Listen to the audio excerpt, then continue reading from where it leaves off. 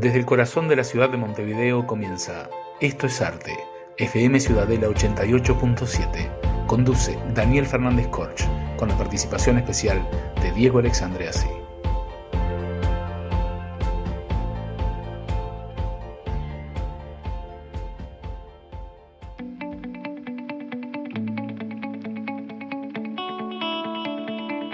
Estamos al aire en Radio Ciudadela 88.7 FM de tu buscador digital y nos encontramos en Esto es Arte, la frecuencia cultural que estabas esperando. Mi nombre es Daniel Fernández Corch y junto a Diego Alexandreasi haremos de los próximos 60 minutos un recorrido por las distintas manifestaciones del arte. Nos acompañan como siempre las escritoras Gladys Ledesma y María García Marichal. Y también se nos ha unido al equipo la escritora Liliana Irigoyen y hoy comienza una nueva columna del escritor y periodista Roberto Bennett. Columnas siempre reflexivas, culturales e históricas que, como cada semana, nos enriquecen y van haciendo este camino cultural que estamos recorriendo. Para escuchar el programa desde todas partes del país o desde todo el mundo, debes ingresar a nuestra página web, que es así: www.fmciudadela.com.uy. Nos puedes dejar también un mensaje por WhatsApp al 099-337-877 o también escribirnos un correo electrónico a programaestoesarte@gmail.com.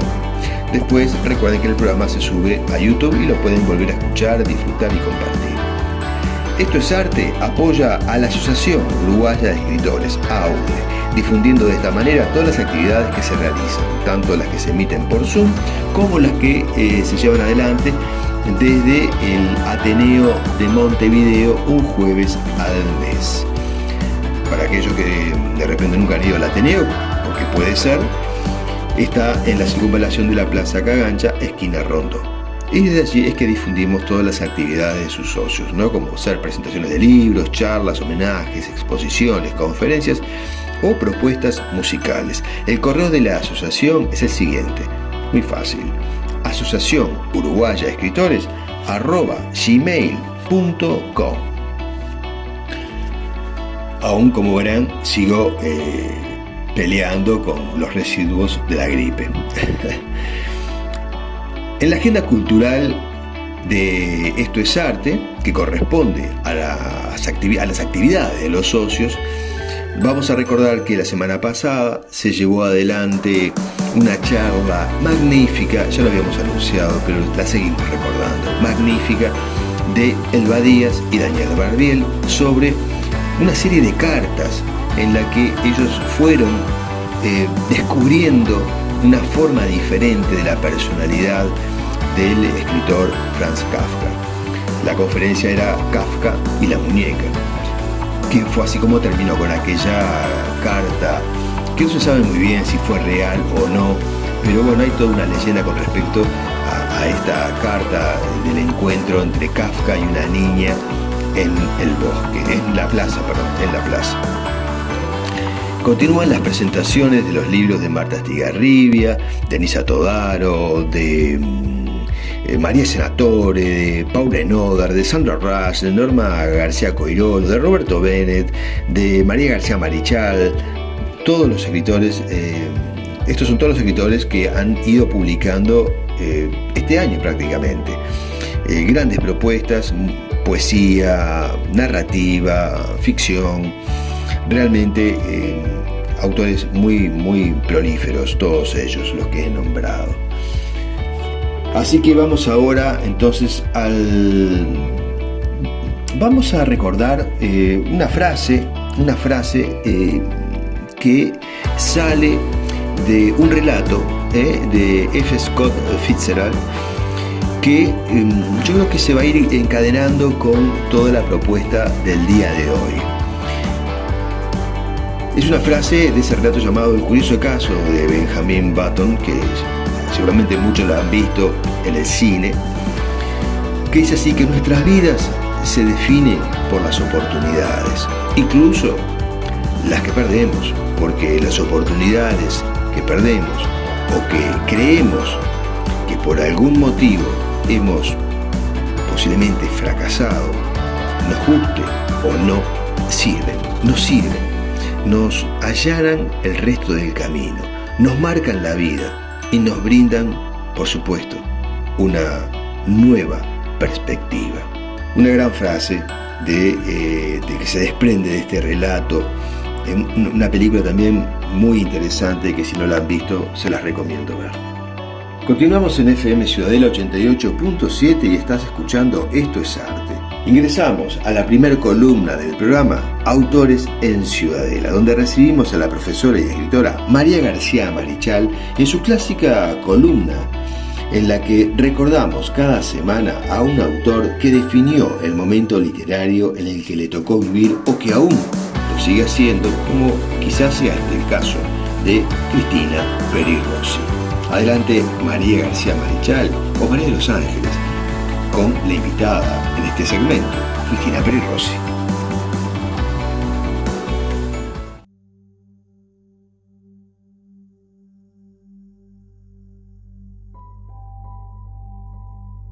Muy buenas tardes, amigas y amigos de Esto es Arte, ¿cómo están? Soy María García Marichal, en este segmento que llamamos Autores en Ciudadela. Mi saludo afectuoso para ustedes, audiencia, para los amigos de la Asociación Uruguaya de Escritores, para Daniel Fernández Corch y el equipo de trabajo. Hoy quiero inmiscuirme brevemente con ustedes en la vida, pero sobre todo en la obra de una gran escritora de nuestro país, que recibió en el año 2021 el Premio Miguel de Cervantes Saavedra a la obra literaria. Una mujer comprometida con sus ideas, comprometida con la libertad del individuo y con la realización de las personas. Hablo de Cristina Peri Rossi. Cristina Peri Rossi nació el 12 de noviembre de 1941 en Montevideo, Uruguay, y es, además de escritora, una activista por los derechos humanos, traductora, lingüista, poeta y periodista. Una mujer polifacética que en los primeros años de su vida se interesó por las artes plásticas, principalmente por la pintura, después por la música y ya más adelante por la literatura. Su madre era maestra y tuvo siempre el apoyo académico para cumplir sus deseos de crecer desde el punto de vista intelectual. Cursó estudios de letras en la Universidad de la República en Montevideo y en 1963 comenzó a impartir clases como profesora de literatura comparada. Su carrera literaria comenzó ese mismo año, 1963, con la primera publicación de relatos titulada Viviendo.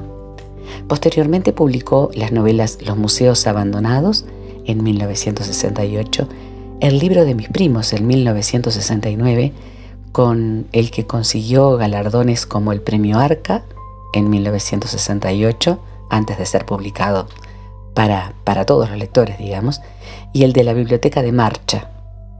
Se exilió de Uruguay en 1972, antes de la dictadura que era inminente, y se instaló definitivamente en Barcelona. Allí ejerció durante muchos años como profesora de literatura comparada y literatura latinoamericana en la Universidad Autónoma de Barcelona. Colaboró además con las revistas literarias Quimera, El Viejo Topo y en los periódicos El País de Madrid y La Vanguardia. Como les decía, es una escritora comprometida. En ocasiones ha sido considerada dentro del boom de la literatura hispanoamericana, al que pertenecieron Juan Rulfo, Carlos Fuentes, Mario Vargas Llosa, Gabriel García Márquez, Jorge Luis Borges, Ernesto Sábato y los uruguayos Juan Carlos Onetti y Mario Benedetti. Sin embargo, otros estudiosos la integran a lo que llaman post-boom, es decir, la época posterior a ese gran florecimiento de la literatura de los años 60. Los temas de las obras de Cristina Peri Rossi tienen que ver con el amor, la libertad del individuo, como les decía, con lo que ella está absolutamente comprometida frente a la opresión del poder. Es absolutamente feminista, tiene un amor muy sarcástico, muy cáustico, podríamos decir, que es una especie de arma en la palabra de Cristina Peri Rossi, con las que ha combatido además las penalidades del exiliado. Es una mujer uruguaya que vive en un país extranjero, pero el recuerdo amargo de lo pasado por amigos, conocidos, por la sociedad uruguaya y rioplatense en la época de la dictadura, aparecen en sus obras de una manera muy marcada. Entre las novelas posteriores destacan Indicios pánicos de 1970, La tarde del dinosaurio de 1976. Esta es un libro de relatos prologado por Julio Cortázar. Ulra Lactruca y Cotras, del año 1976, que recibió el premio Pérez Galdós, pero que nunca se publicó. La rebelión de los niños de 1980 y recopilaciones de ensayos y relatos titulados El Museo de los Esfuerzos Inútiles y El Ángel Caído, ambas de 1983. Algunas otras de sus obras: La nave de los locos de 1984, Una pasión prohibida de 1986, Fantasías eróticas de 1991, La última noche de Dostoyevsky de 1992, La ciudad de Luzbel del mismo año, Cosmogonías del 94 y Desastres íntimos, Solitario de amor y El amor es una droga dura, las tres del año 1999. En el campo poético aparecen Evohé en 1971, Descripción de un naufragio del 75, Diáspora de 1976, Lingüística general de 1979, El deseo del bosque de 1980, La mañana después del diluvio del 84, y hay varias más. Es una autora prolífica, con títulos de muchísima calidad, muy buenos, y que yo les invito a indagar, a conocer, a leer. Cristina Peri Rossi es, además de lírica en su poesía, sumamente erótica, muy crítica. Algunos autores la catalogan de subversiva. Su poesía tiene mucha sonoridad y la mujer como objeto de deseo, además de la femineidad, pero el feminismo, aparecen mucho. Expresa pulsiones contemporáneas, hay contradicciones filosóficas. Es decir, que la poesía es una poesía que, además de ser al oído sumamente musical y hermosa, tiene una profunda carga emocional, filosófica y propia de la autora, propia de la mujer. Es muy bella. Los cuadros, el cine, la música forman también parte de la obra de esta grande de la poesía y la narrativa uruguaya. Quiero leerles un par de poemas pequeños para que ustedes posteriormente busquen e indaguen en ella. Amanece. Como una gata, entre las sábanas se despereza y se despide de la almohada, bosteza llena de blanduras y de cosas indolentes como brazos y piernas extendidos. Yo le voy dando palabras con que se vista, le arrojo una letra como un vestido, le largo una sílaba como sandalia, y así, cubierta de las palabras con que la he ceñido, sale a la calle a engañar amigos. La pasión. Salimos del amor como de una catástrofe aérea. Habíamos perdido la ropa, los papeles, a mí me faltaba un diente y a ti la noción del tiempo. ¿Era un año largo como un siglo o un siglo corto como un día? Por los muebles, por la casa, despojos rotos, vasos, fotos, libros deshojados. Éramos los sobrevivientes de un derrumbe de un volcán, de las aguas arrebatadas, y nos despedimos con la vaga sensación de haber sobrevivido, aunque no sabíamos para qué. El poema 26. Me gustaría poder decirte, ven cuando quieras, te estaré esperando. Los barcos son así los muelles y los viajeros. Te juro, me gustaría poder decirte, la nave que emprendimos nos estará esperando. Los días pasados son como si no hubiera pasado nunca. Las calles recorridas están en el mismo lugar, las plazas, las fuentes, los árboles, cosas de la imaginación, cosas de la evocación, cosas de la nostalgia. Este es un fragmento del poema 26 de Evohé, para que ustedes tengan un conocimiento un poquito más cercano de esta hermosa Cristina Peri Rossi. Un gran abrazo, amigos, y hasta el próximo segmento Autores en Ciudadela.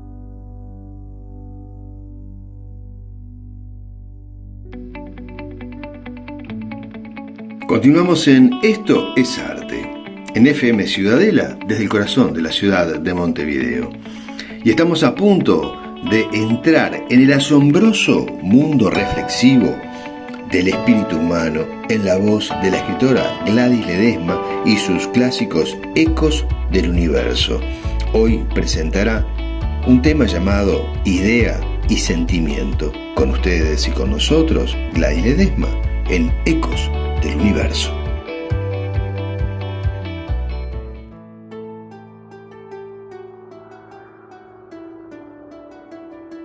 Hola amigos, nuevamente es una alegría estar aquí en este espacio Ecos del Universo, en el cual ya estamos dedicando una serie de segmentos al pensamiento de nuestro querido José Enrique Rodó, especialmente en Motivos de Proteo. En este libro él pone énfasis en la transformación constante que sufre nuestra personalidad, y es aquí también el nombre del libro, Motivos de Proteo, ya que Proteo es ese dios de la mitología griega que se puede transformar en distintas personalidades. Esta transformación, dice, ocurre por el mero transcurso del tiempo, por ese devenir que implica transcurso y transformación. Pero también nos dice algo así como que podemos optar por ser una mera hoja que lleva el viento haciéndola golpear acá y allá, y en cada uno de esos golpes recibe ideas, pensamientos, está en contacto con virtudes u horrores, y todo lo dejamos entrar en nuestro ser, o en cambio tomamos el timón de nuestro andar y elegimos lo que penetra en nuestra interioridad, por ejemplo, a través de la selección de lecturas, pasar por el tamiz de la razón las ideologías que nos llegan, aceptándolas o no. Lo mismo con los pensamientos que nos inundan, etc. Y de esta forma somos responsables y le impregnamos a ese nuestro cambio. Ahora bien, Rodó se detiene a analizar en qué medida una idea determinada puede influirnos y qué tiene que suceder para que ella efectivamente modifique nuestra conducta y nuestra personalidad en general. Dice que la idea, cuando nos llega, penetra en primera instancia en nuestro fuero mental, en nuestro intelecto.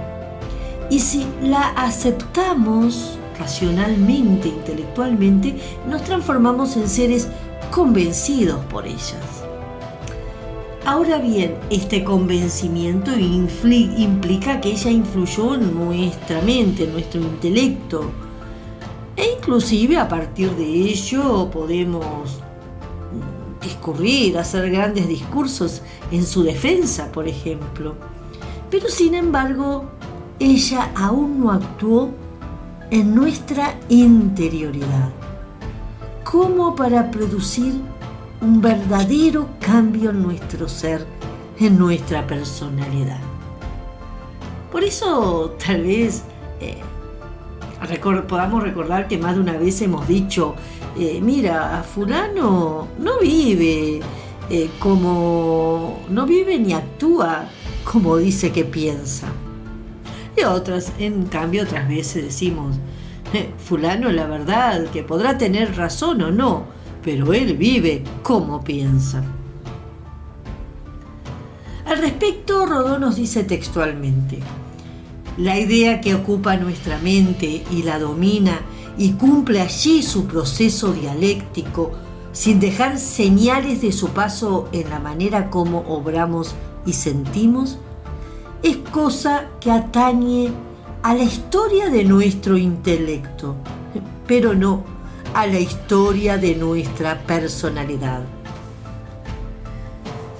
Y nuestro querido Rodó, genio de la parábola y la metáfora como mecanismo para ejemplificar su pensamiento, nos trae una pequeña metáfora del guijarro y el árbol. Nos dice: toma un guijarro, es decir, una de esas piedras moldeadas por el agua que generalmente se encuentran en la orilla de ríos o mares, y agrega, abre un hueco en la corteza de un árbol y colócala en él. Y luego nos pregunta, ¿podrás decir que esa piedra, cuerpo sin vida, forma parte de la vida del árbol? Y luego agrega, ahonda más el hueco en el tronco de forma que penetre más profundamente. Y vuelve a preguntar, ¿podremos decir que ahora sí esa piedra integró el árbol?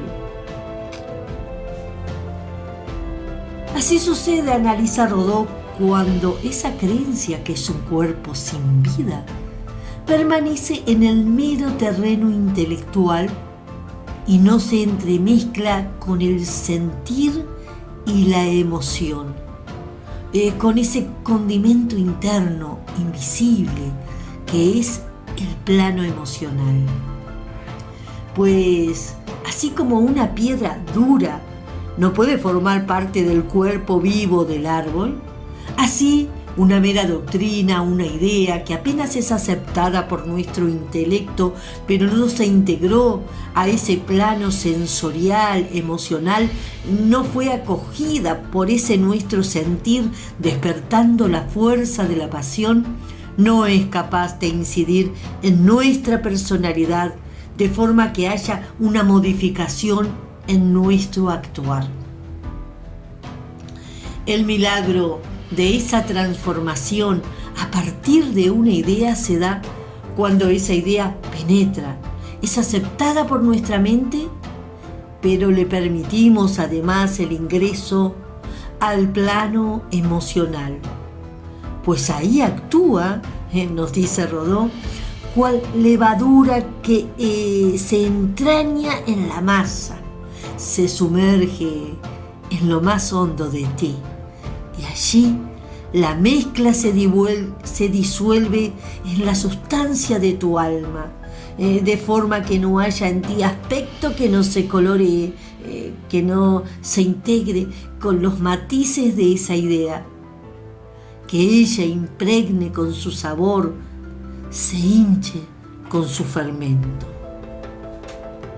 Es magnífica y gráfica forma de ejemplificarnos cómo actúan las semillas de las ideas en nosotros cuando nos abrimos internamente a ellas. En la medida que cada idea, pensamiento, ideología, doctrina puede influir de tal manera en nuestra personalidad, cuidemos entonces lo que ingresa a ese nuestro mundo interior, como ya lo hemos mencionado en segmentos anteriores, de forma que ahí germinen flores y ellas crezcan, irradiando a nuestra personalidad, de forma que podamos emanar el perfume de ellas, ese perfume que tanto necesita nuestra humanidad. ¿No crees? Un abrazo grande.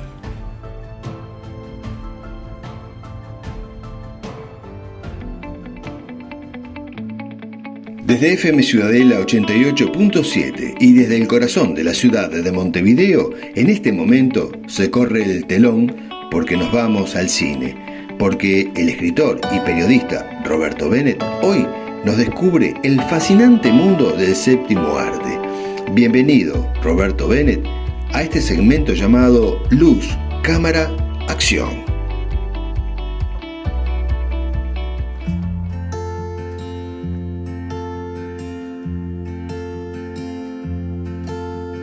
Hola, les habla Roberto Bennett y hoy voy a presentarles mi nueva columna que se titulará Luz, Cámara, Acción. En ella estaremos hablando del cine, del séptimo arte, de esa maravilla que nos transporta y nos hace llorar, nos hace reír, nos emociona y que realmente cambió la vida de toda la humanidad. Los temas serán variados, siempre referidos al cine, por supuesto, pero habrá columnas en las cuales hablaremos de los comienzos del cine, de esos duros comienzos en los cuales no había sonido, obviamente tampoco había color, pero había un enorme deseo de comunicar. Y de allí surgieron grandes genios y grandes obras de arte. También hablaremos de la evolución tecnológica dentro del cine que nos lleva al inicio de los años 30, de la década del 30, cuando surge con el cantor de jazz el sonido en el cine, que hará una enorme diferencia en toda la industria.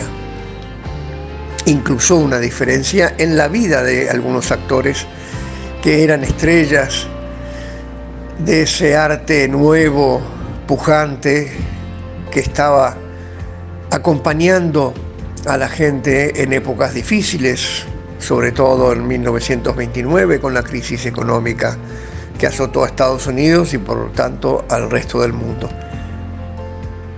Pero no paró ahí la máquina de crear, la máquina de innovar, y luego surgieron otras filmadoras, otras cámaras de cine que nos iban transportando al color, que nos iban llevando a pantallas más grandes, que acabó con el IMAX de 360 grados y que antes había pasado por el Cinerama y el Cinemascope, etcétera, etcétera. Hablaremos también de los artistas, de esas estrellas que nos hicieron soñar y que guardamos todos en nuestro recuerdo y que admiramos y hasta envidiamos en algunos casos por la vida, por lo que nos enterábamos a través de las revistas inicialmente y luego ya con la radio y la televisión, de lo que eran estas estrellas que brillaban primero en Hollywood y luego en todas partes del mundo. Una estrella de cine es alguien muy especial, y cuando uno se sienta en la sala de cine y se apagan las luces, uno se transporta al mundo en el cual esas estrellas están desarrollando su historia. Esa es la magia del cine. Y durante 1 hora y media, 2 horas, nos transportan, nos hacen vibrar, nos hacen creer que lo que estamos viendo es la realidad. También estaremos hablando de los directores de cine, fundamentales para hacer grandes películas. Y quien más, quien menos, tiene su corazoncito también para los directores favoritos. Estaremos hablando de los directores del cine mudo, estaremos hablando de los directores no solamente de Hollywood, sino los franceses, los ingleses, los japoneses, los italianos, los españoles. Haremos un paseo por todo el mundo cinematográfico. Y también haremos un paseo por las grandes producciones que han salido de todos estos cines, de todos estos países. Y estaremos comentando esas grandes obras de arte, esas maravillosas películas que guardamos en el corazón por siempre. Y algunas de ellas sin duda van a ser nuestras favoritas, y otras quizá con el tiempo envejezcan y aquel recuerdo maravilloso que teníamos de ellas, cuando la volvemos a ver, nos decepcionan un poco. Pero todo es parte de la magia del cine. Así que tenemos mucho para hablar. Mucho para hablar. Hablaremos del cine en los distintos países. Hablaremos de los géneros, de los temas, del cine de guerra, del cine de amor, del cine de espionaje, del cine de los vaqueros. Tenemos mucho de qué hablar. Y estoy muy feliz de poder hacerlo con ustedes. en este ciclo que se inicia ahora, que se llama Luz, Cámara, Acción, y que nos ayudará a remover emociones que tenemos guardadas muy dentro nuestro, recuerdos con quien vimos tal película, recuerdos de los cines a los cuales asistíamos cuando había un cine casi en cada manzana de Montevideo. También tendremos una pequeña reseña del cine uruguayo, el cual ha luchado denodadamente a lo largo de las décadas con problemas económicos, con falta de apoyos para poder desarrollarse, pero que igualmente ha logrado sobresalir con algunas obras realmente significantes para todos, no solamente para el público uruguayo, sino en el mundo entero. Tenemos mucho de qué hablar, tenemos mucho para disfrutar y lo vamos a hacer juntos. Lo vamos a hacer juntos porque esto es una experiencia que nos va a llevar a todos los recuerdos y a todas nuestras vivencias, y podemos incluso retrotraernos a nuestra infancia, aquellos quizá un poco mayores que recuerden los cines de barrio con su matiné, vermú y noche con 3, 4 películas, cuando no había televisión o cuando la televisión empezaba a las 7 de la tarde, y los sábados nuestros padres nos enviaban al cine a pasar toda la tarde con un paquete de bizcochos, y en la cual veíamos una película en blanco y negro, generalmente de vaqueros, y bastante mala, por cierto. Luego venía la segunda película, que ya era un poco mejor y quizá era en colores, y luego la tercera y hasta la cuarta, si éramos bastante mayores, que ya eran películas que estaban de estreno en nuestro país. Así que tenemos mucho para hablar, mucho para disfrutar, y yo, por cierto, estaré encantado de charlar de todos estos temas con ustedes, y espero que ustedes disfruten igualmente conmigo. Así que nos vemos en la próxima columna de Luz, Cámara, Acción.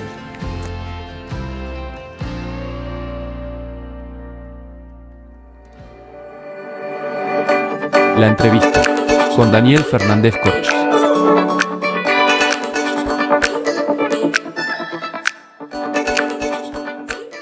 Continuamos en FM Ciudadela 88.7 FM y estás escuchando Esto es Arte. Ya sobre el final del programa recibimos a la señora Zoraida Vela, quien pertenece al comité del Rotary Club del distrito 4975. Si me equivoco en algo, después Zoraida me va a corregir. Ellos llevan adelante una serie de acciones, en este caso vinculadas a combatir la polio, que como muchos conocen es una enfermedad que causa parálisis, incluso la muerte, y que aún hoy, en el siglo XXI, es un gran problema en ciertas regiones del mundo. Bienvenida, Zoraida Vela, a Esto es Arte. Buenas tardes, Daniel, un gusto estar con vos para hablar de este tema tan importante para nosotros en Rotary. Decime, el 24 de octubre, bien, se celebró recién el Día Mundial contra la Polio. Resulta increíble cómo en ciertas regiones del planeta todavía el poliovirus, continúa siendo un problema que no tiene cura, solo hay una vacuna para combatirlo. Si no se toman medidas preventivas, creo que no hay manera de tratarlo, ¿es así? Es así, es una enfermedad que no tiene cura, solamente es prevenible mediante la vacunación. Por eso es tan importante tener conciencia de la responsabilidad que tenemos como comunidad de vacunar a nuestros niños. En Uruguay, gracias a Dios, y en la mayoría del mundo se ha logrado controlar este virus gracias al trabajo que se ha hecho entre muchas organizaciones y obviamente con el apoyo de los gobiernos de todos los países, para disminuir en un 99,9% los casos de polio que hay hoy en el mundo. Entiendo que se pudo combatir el COVID-19 y no se puede erradicar el poliovirus. Después de tantas décadas de tener la vacuna, ¿cuáles son las regiones más afectadas del planeta? Hoy por hoy solo existen 2 países polioendémicos, Afganistán y Pakistán. ¿Qué es lo que no ha permitido que en estos países se controle totalmente el virus? Ellos tienen características geográficas muy particulares, tienen además un estilo de vida que no es como el nuestro. Ellos viven moviéndose, no están en un solo lugar. Hay un lugar que se llama un sitio transfronterizo que ellos van pasando permanentemente, entonces como que es muy difícil controlar las personas. Además hay toda una creencia religiosa y también está lo que acá también se ha visto en algún momento, que son los movimientos antivacunas. También hay bastante desinformación acerca de el beneficio que tienen las vacunas, y por eso es que todos los voluntarios y los trabajadores de la salud tienen que trabajar puerta por puerta en aquellos lugares. No existen los sistemas de salud como los conocemos nosotros, sino que los voluntarios y los trabajadores van puerta por puerta haciendo todo este trabajo para que los padres asistan a vacunar a sus niños. Sí, realmente creo que a uno le cuesta, o sea, uno te escucha con la explicación, pero cuesta realmente entender cómo sucede, ¿no? O sea, hay realmente diferencias culturales muy grandes, ¿no? Ahora, las cifras son enormes, ¿no? Porque hablamos de un aporte del Rotary de unos 2.200 millones de dólares, más las horas de trabajo voluntario para proteger a 3.000 millones de niños en 122 países. Exactamente. Rotary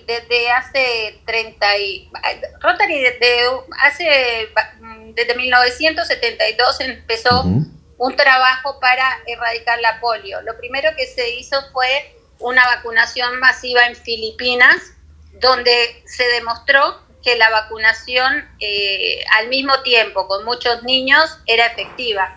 En base a eso, en el 85, Rotary creó el Fondo Polio Plus, que lo que tenía como objetivo era erradicar la polio del mundo.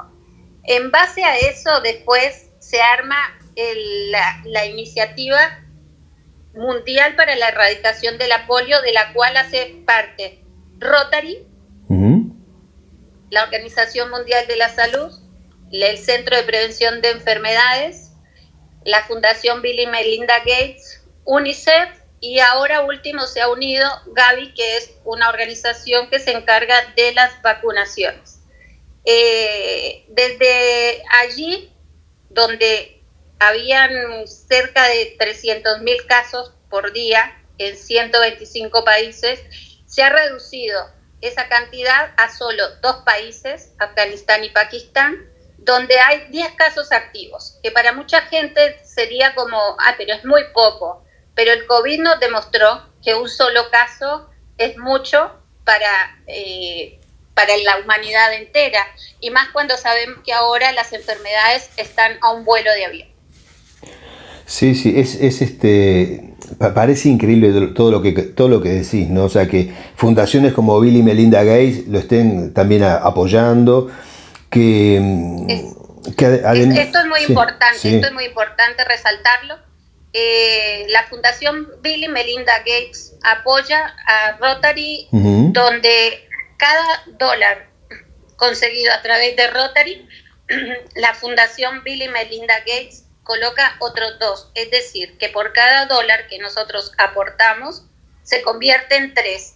Y gracias a esos aportes que nosotros hacemos, sabemos que en cualquier lugar del mundo hay muchos niños que están caminando gracias a esa colaboración que nosotros hacemos, porque con esos dineros es que se va armado toda esta infraestructura que no solo ha servido para erradicar la polio, ha servido, como vos dijiste bien, incluso en el caso del COVID-19, donde en los lugares remotos se usó esa infraestructura para llegar a esos lugares remotos, y también se va a usar en distintos tipos de actividades de tipo salud para de acá en más.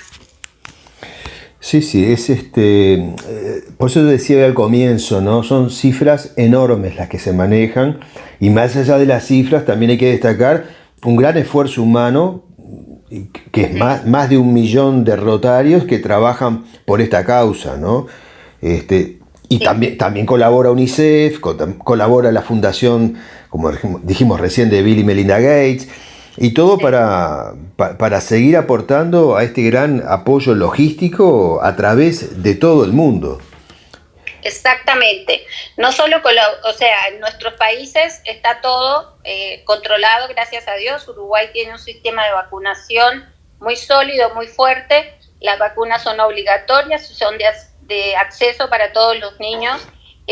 Así que nos tenemos que sentir muy gratificados de vivir en un país donde tenemos gracias a Dios, estas cualidades. Uh-huh.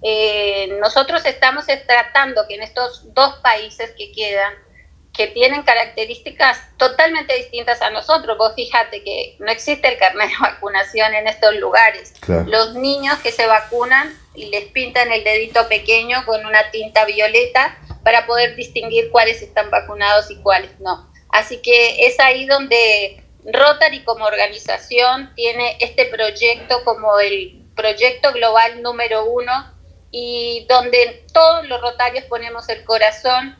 Cada 24 de octubre celebramos el nacimiento de Jonas Salk, que fue quien hizo el desarrollo de la primera vacuna, y además, por supuesto, que celebramos todos estos logros que han persistido a lo largo de los años. Sí, además también hay que tener en cuenta que estamos hablando de 2 regiones del planeta que normalmente están en conflicto, que hay guerra, hay situaciones de todo tipo. Incluso últimamente hasta terremotos importantes, ¿no? Donde la ayuda humanitaria siempre está presente, pero también presenta un gran riesgo para todos los voluntarios que van allí. O sea, uno lo ve desde lejos, pero entiendo que es una tarea muy difícil de llevar adelante. Sí, vos imaginate que inclusive hay muchos voluntarios que han perdido la vida, claro, tratando de cumplir este objetivo, porque hay persecuciones. Es una situación es una región que tiene características totalmente distintas, sí, a las nuestras, geográficamente, climáticamente. Los trabajadores tienen que atravesar ríos, montañas, desiertos.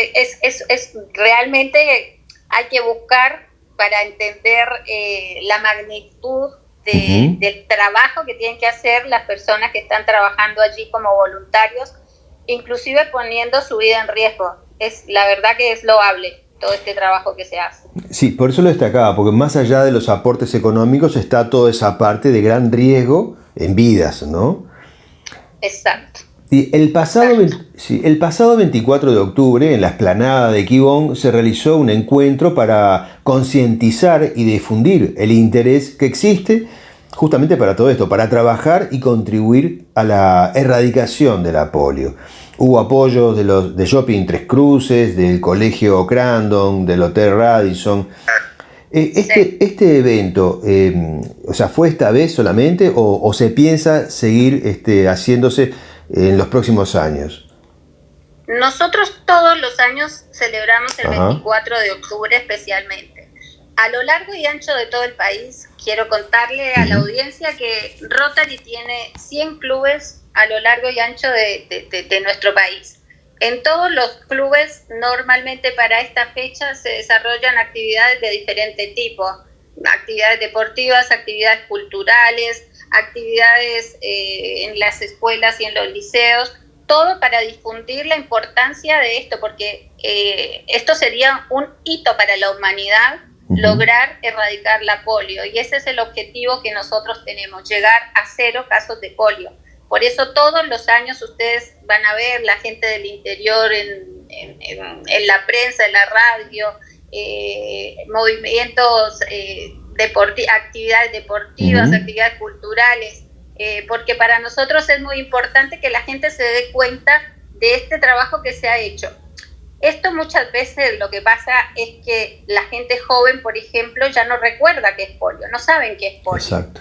Porque como hace tantos años que esto está controlado, no han visto personas con las consecuencias. Para la gente más de mi edad, nosotros veíamos gente con problemas para caminar, gente que tenía que usar aparatos porque tenían los miembros inferiores, uno más largo que el otro, o sabías de alguien que había fallecido. Siempre, vimos la enfermedad. Para los jóvenes, como no la vieron, pareciera que no existe, porque además tampoco, como la vacuna se da cuando los niños son recién nacidos, entonces no se habla. Entonces, ¿por qué no hay polio? Es muy importante hacer conciencia de por qué no hay polio. Y no hay polio porque nos vacunamos, porque las vacunas son obligatorias, porque las vacunas funcionan, las vacunas salvan vidas. Y eso es lo que nos va a permitir que todos los niños del mundo en el futuro vivan sin este flagelo, sin este temor a sufrir de esta enfermedad paralizante y que muchas veces causa la muerte también.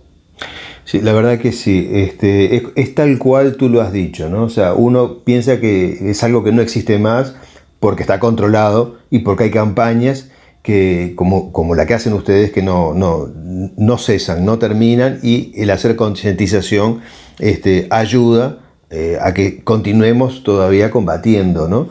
Así que me parece realmente muy, muy importante todo este trabajo que realizan. Sí, nosotros vamos a seguir, somos incansables, para nosotros es nuestro proyecto estrella, no vamos a cesar hasta que cumplamos con nuestra palabra de poner fin a la polio en el mundo. Fantástico. Zoraida, me encantó hablar contigo y me encantó además llegar a nuestros escuchas con esta propuesta que ustedes están haciendo, que como tú bien decís, no todo el mundo lo tiene presente. Exacto, es una enfermedad que pareciera que está en desuso, pero en realidad no hace mucho. El año pasado hubo algún caso sospechoso en Nueva York, en Israel, hace unos años en Brasil. Así que vale la pena que seamos conscientes de la importancia de las vacunas. Sí. Insisto, las vacunas funcionan, las vacunas salvan vidas y vamos a erradicar esta enfermedad a través de la concientización y de el trabajo que hacemos permanentemente desde Rotary en alianza con estas organizaciones que trabajamos. Perfecto. Zoraida, una alegría hablar contigo. Seguramente en otro momento continuamos con este tema en desarrollo, porque es para continuarlo. Muchas gracias. Muchísimas gracias, Daniel. Un gusto y bueno, estamos en contacto para cualquier otra oportunidad. Así es. Amigos, terminamos el programa ya ahora acá, como siempre, y le agradecemos este tiempo a Zoraida Vela, que nos acercó a este universo que, como decíamos recién, muchas veces no lo tenemos en cuenta, pero está allí, está a la vuelta de la esquina. La entrevista con Daniel Fernández Corch.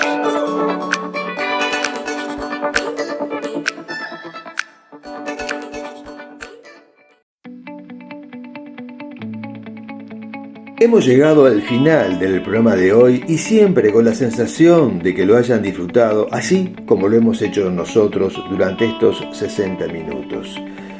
Así que agradecemos a todos los artistas que hoy nos han acompañado, aquellos que están en el presente, aquellos que hacen las columnas, porque también son artistas, y aquellos que hemos homenajeado, y aquellos que hemos recordado. Desde el corazón de la ciudad de Montevideo te decimos abur, chao, adiós, hasta pronto. Nos reencontramos la próxima semana en una nueva entrega de Esto es Arte, la frecuencia cultural que estabas esperando.